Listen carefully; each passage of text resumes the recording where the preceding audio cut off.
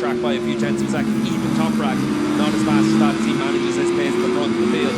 So again, it just goes to show Jonathan Brave is able to make the Yamaha work. It's just a case of making sure you're that little bit further up the field at the start of the race.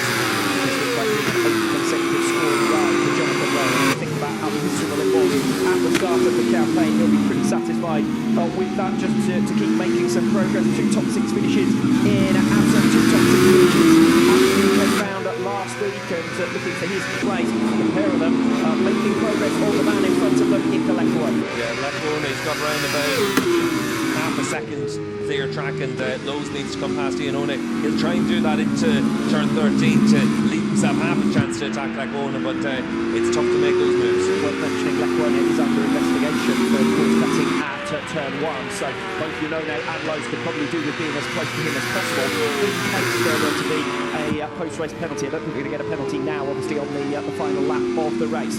But it's all about Toprak Razgatlıoğlu. Round movement before the last went down. Coming through from the middle of the second row of the it's side by side for the race lead. Nicolo Bulega hits the and Petrucci and Bautista.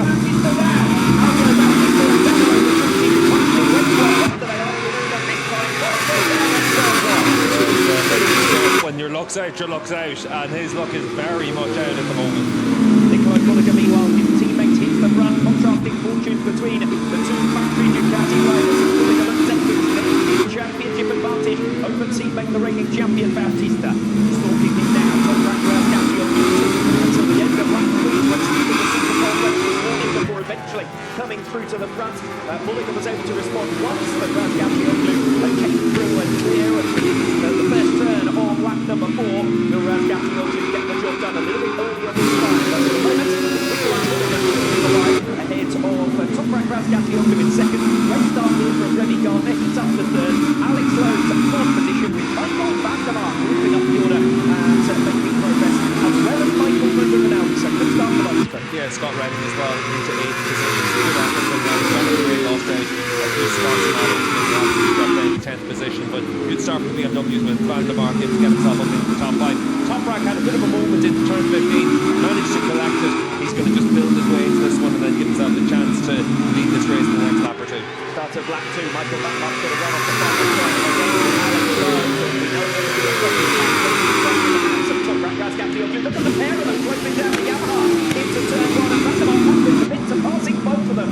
Through on Lowe's, through on Gardner, and van der Mark with that opportunity he's had yet to take that over from the end of it. Yeah, when van der Mark has an opportunity, he tends to grab it with both hands as well, so this is a real podium opportunity for him.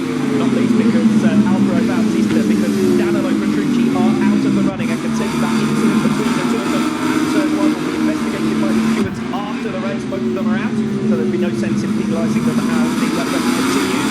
Razgatlıoğlu nothing to choose now between them, and Toprak gets his move on and leaves van der Mark in his dust. Turn 15, he's going to try and make some sort of a move, you'd imagine, certainly at the end of the lap.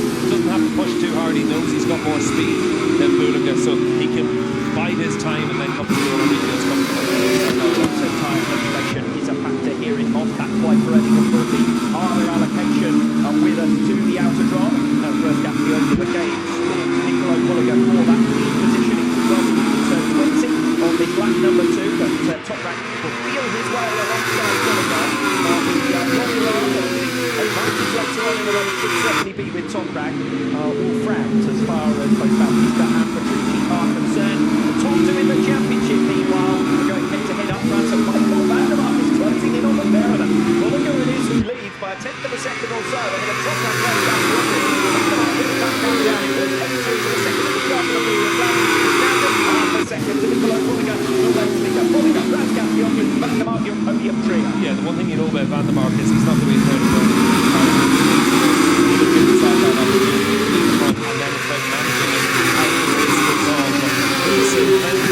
that it's about staying at the front for as long as possible. That's how you're able to give yourself a chance of the podium or big points. Let's have a look what happens on the run into turn 1. Bautista's on the outside, Petrucci's on the inside, and he's got nowhere to go. He's sandwiched between them, and that's what happens when you're not getting any luck. You're after Bautista trying to get back. Iannone has a run off as well. He's gone in off that corner, but just looks like it's a classic Most case of 3 into 1 doesn't go, and the end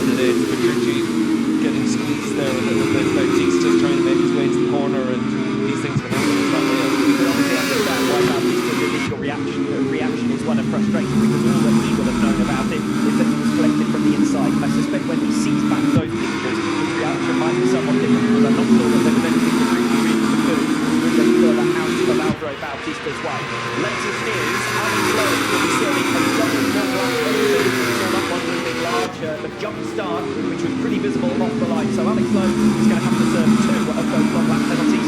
Normally costs about 5 or 6 seconds, a double long lap penalty. Yeah, it's a shame for Lowe there, because once he jumped, you saw he stopped, and then he loses that ground into turn 1. So then Stewart's take that into account in this case. It wasn't the Lowe's, and it's almost like you're better off just to bolt to try and take that advantage. Nicolo Bulega has taken an advantage at the head of the field, maintaining his gap with a new personal best last lap around. Best part of 2/10 of a second at the end of lap 3. 4 tenths back, Gardner 6 tenths in arrears, so second now for Alex Lowe. Rickman gets those podium positions, he sits down in P5. Razgatlıoğlu still menacing on the tail of Bulega. Get the impression, as we did in the Super Bowl race earlier on today, that Toprak really could assume top spot whenever he fancies. And Alex Lowe ducks to the outside line. See where he reaches. This is half of his double long lap penalty now served. He will rejoin, I think, just behind Michael Rinaldi. So lots of Scott Redding and a few places locked there for Alex Lowe at the start of this race. Remember, he started it looks like he lost probably by just under 2 seconds, so not too big of a penalty here at Most compared to some other places. Bulega and Razgatlıoğlu still nose to tail.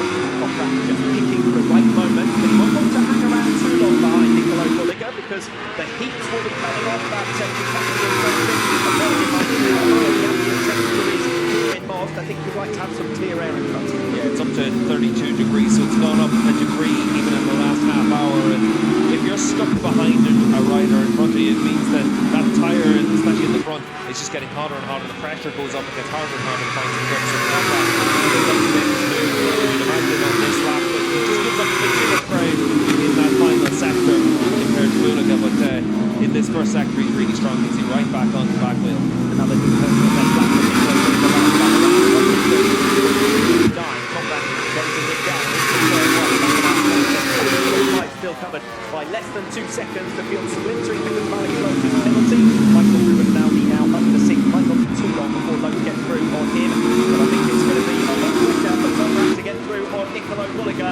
Lap 5, and now Toprak seems to be willing to push on to make this overtaking move. Yeah, Bulega goes past the bend into 10, not to be able to defend into turn 13. You'd imagine Toprak will probably try into the next right-hander to try and give himself that chance to come back through. But Bulega's got his bike working well, as you can see. Nicolo Bulega pushing on hard here. New personal best lap. Razgatlıoğlu, the man with the pace advantage in WorldSBK at the moment, has had back-to-back wins. And here he goes, launching to the inside of exit of turn 15 through turn 16. 20 up the conventional way to make that move. But underneath the bridge, Razgatlıoğlu the master through there. Into the front of that car. Struggling on that change of direction and the agility with his Ducati. The opportunity for Bulega is going to be to get close to the Toprak coming off turn 21 and try to pass him midway down the 792-metre start finish straight. If he doesn't, Toprak, under heavy braking into turn 1, is going to escape away. Bulega tries to close him down and does so, but look how much closer on the brakes Toprak is in towards turn 1, and he gets it stopped. Razgatlıoğlu, your leader at the start of lap 6.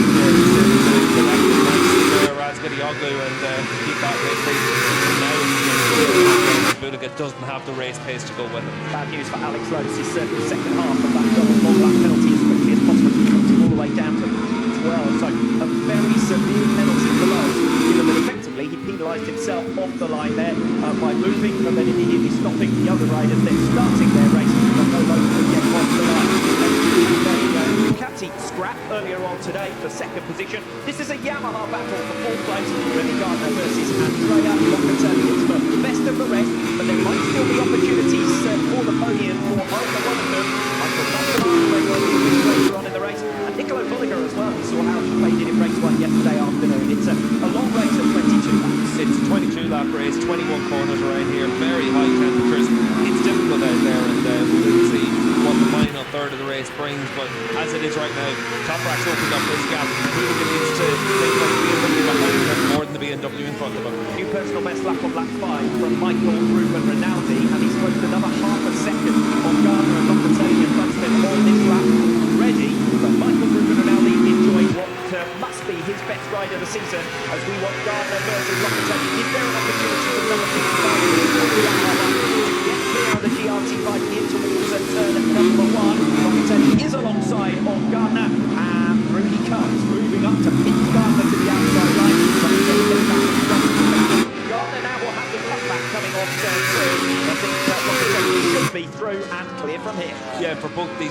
riders, they'll know that there's a good chance that they've put themselves in a position to fight for a podium in this race. So important there for Locatelli to make that move. More bad news coming up here for Alex Lowe, who is under investigation for course cutting at turn 1. Of course, riders required to give a second back when they exit the circuit. So we'll find out whether Lowe's has done.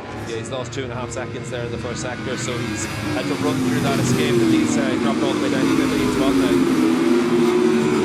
This is what happened at the beginning of the race. You can see there Bautista, he's leaning in to get himself into the corner. There's 2 bikes beside him, and that's what caused the crash. This is looking back, and you'll see Petrucci in the middle of this group, and Gardner and Bautista, they're all kind of very close there. It's typical race incident in turn 1, unfortunately. Petrucci is certainly getting into that turn 1.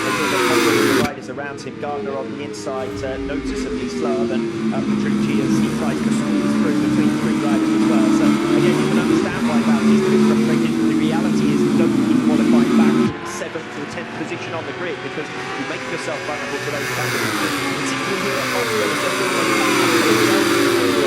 yeah, exactly. If he qualifies better and doesn't have that mistake in the crash in the Super Bowl race, he's not involved in that crash. That's the opposite. After 2 seconds now back from Bulega, they're almost a second clear of Locatelli. Rinaldi in an isolated 6th, then Scott Redding, who's having to fend off Ika Lekuona here. This certainly looks like the Honda's best result of the weekend, as Lekuona gets through on Redding now. That's P7 for the number 7. Yeah, good move there from Lekuona behind that as well. Axel Bassani. A pair of them can start to close down. Ika Lekuona for 8. 7 this is well done in the race, closing up on Ronaldo. He still has a chance of that top 6 finish, and round about 4/10 of a second faster lap. Yes, I know that the pace was there before he made that pass on Lekuona as well, around about that 4/10 of a second per lap advantage. Remy Gardner now eyeing up Michael van der Mark for 4th position. The BMW man will have had hopes of his first podium since the 2021 Indonesia round, but those hopes are fading now with Locatelli 1.4 seconds ahead. And Remy Gardner, if he wants to get after his Yamaha stablemate and claim himself a place on the podium, he's going to get through on van der Mark swiftly. I think 3.5 laps to go and 1.5 seconds to make up on Locatelli in 3rd. And every point matters for Remy Gardner as well. Every position matters. He's still in a bit of a fight with the likes of Ian Ole and Petrucci in the championship standings. He wants to give himself that top 6 finish through the course of this season and close up on Locatelli as well. So certainly for Remy Gardner, he wants to get through him on the by 2.5 seconds on Nicolo Bulega. Then it's Andrea Locatelli 2.9 seconds back. This is Van der Mark and Gardner in 4th and 5th position.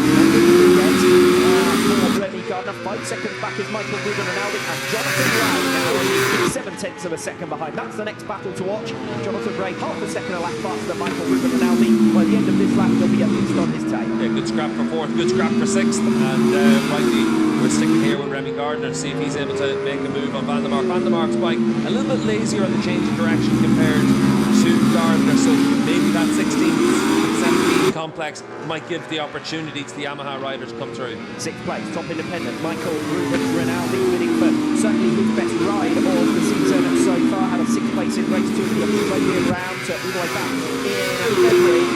To replicate that 6th place, he's going to have to fend off the greatest of all time, Jonathan Ray, behind him in 7th, and Ray 4/10 of a second, 5/10 of a second per lap faster. That looks to have an air of inevitability about it. Remy Gardner versus Van der Mark, a little bit less obvious. Gardner is visibly faster, but frustrated thus far by Van der Mark. This is the closest goal that he's been. Gardner ducks to the inside line. Van der Mark cannot respond. He'll try to keep up his momentum here. There might be an opportunity for Van der Mark down the start, finish straight at the start of the penultimate lap. Swings for a wide line. He's going to go for the cutback. We know the Yamaha is a little bit vulnerable in a straight line. 792 metres for Van der Mark to make this pass. You'll have to sit up and out of it there. We're at the back of Remy Gardner, halfway down the start, finish straight. Gardner commits to the inside line to defend the apex of turn 1, and that's Gardner now through and clear for 4th position. Able to come through. Van der Mark still a top 5 for Van der Mark is a good performance here in March, but for Remy Gardner he had more speed, but Van der Mark's able to get his bike stopped. We saw that Remy wasn't really able to attack him in any of the braking zones, but Van der Mark keep hitting his markers. We'll see if that helps him now on the attack rather than trying to defend the position. Michael Van der Mark 4th place in race 2 on the Catalunya round, his best so far this season. Position position finish here will be his best result since then. As we turn our attentions to the remaining scrap on this penultimate lap, it's Michael Ruben Rinaldi versus Jonathan Rea. Rinaldi top independent, 16th previous best result with Moto Corsa. He's not going to replicate it here. Jonathan Rea comes through in straightforward fashion. Rea has been about half a second a lap quicker than Rinaldi to close a 1.5 second gap and is now through for that 6th position. Yeah, they just make the move a lot cleaner and tidier than he did on Nicolo Bulega. But for Jonathan Rea, good to see this recovery ride and able to give himself a chance of a top 6 win. Because that time last time around, a 32.8 is actually the fastest rider on the racetrack by a few tenths of a second. Even Toprak, not as fast as that as he manages his pace at the front of the field. So again, it just goes to show Jonathan Rea is able to make the Yamaha work. It's just a case of making sure you're that little bit further up the field at the start of the race. This looks like an 8th consecutive scoring ride for Jonathan Rea. When you think about how miserable it was at the start of the campaign, he'll be pretty satisfied with that, just to keep making some progress. 2 top 6 finishes in Assen, 2 top 6 finishes at the weekend round last week, and looking for his best result of the weekend now in race 2. But it does take you a whole weekend, doesn't it, to recover when you have a mistake in the superpole section. And Jonathan Rea again has found that out to his cost this weekend. Yeah, you just can't afford to have mistakes in superpole any longer. And for Van der Mark and for Rea to come away with 5th and 6th in this race would be a really good result, considering that they both crashed on their first flying lap of the session and to put them on the back foot of the race. Chance for Alex Lowe to nick an extra position here, but he's got a tough rider to make a move on. Andrea Iannone sits in 9th place. The pair of them are making progress. All the man in front of them, Nicolo Bulega. Yeah, Leclerc's got round about half a second clear track, and Lowe's needs to come past Iannone. He'll try and do that into turn 13 to leave himself half a chance to attack Leclerc, but it's tough to make those moves. Worth mentioning, Leclerc is under investigation for course cutting at turn 1, so both Iannone and Lowe's could probably do with being as close to him as possible in case there were to be a post-race penalty. I don't think we're going to get a penalty now, obviously, on the final lap of the race. But it's all about Toprak Razgatlıoğlu. A hat-trick on hat-tricks for Razgatlıoğlu over the line on one wheel to make it 10